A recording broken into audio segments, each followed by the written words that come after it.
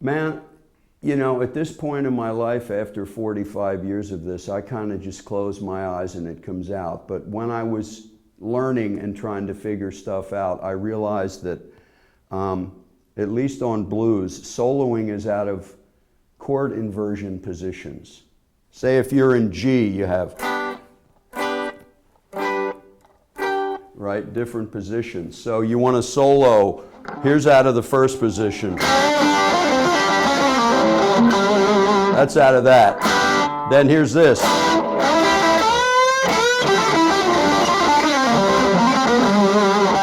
And you end up back in the first position. Now if you're here,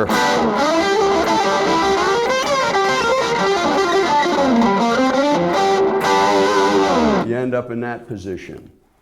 And one inversion can kind of lead to another.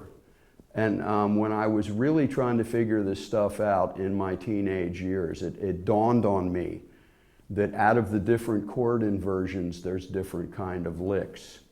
And the chords are basically, as you go up the neck, I always think in first position here, but your finger becomes the nut, you know? So with a bar chord, there's an A, this finger becomes the nut. So if you figure out the licks out of open position, all you got to do is transpose that up to there.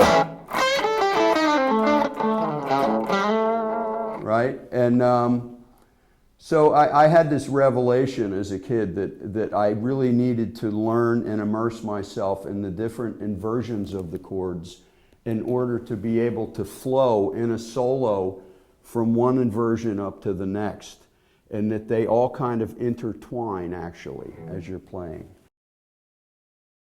You know, my fans know that I have this kind of well-known old Stratocaster, and when I say old, I bought it off the shelf in 1973 when I was, 22, I think. And it was blazing white. I toured with it for 36 years, and it became yellow and beat up. It's on the cover of most of my records. And but some years ago, my shoulder went out, and the guitar is incredibly heavy. It's heavier than a Les Paul. And I realized I was going to have to retire it. Also, it was nerve-wracking to have it out there. Like, if we stopped on the road for lunch, I wouldn't leave it in the van. I'd take it into the restaurant with me. And we had a night off, we're going to go to the movies. I'd take it to the movies with me. You know, I couldn't bear the thought that somebody could steal it. So it's home now, it's in a vault. But when I decided to retire it, and also the fact that I had the shoulder problem, there's a guitar builder in San Diego, a well-known luthier, named Scott Lentz.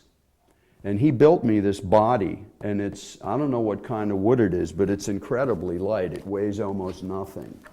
And he said, here you go. And I took this neck off of one of my 70s Strats I have at home, and I really liked the neck. I went through the different guitars I own and picked this, put it on there, and the great, awesome Mr. Seymour Duncan called and said, I hear you're going to retire your old Strat.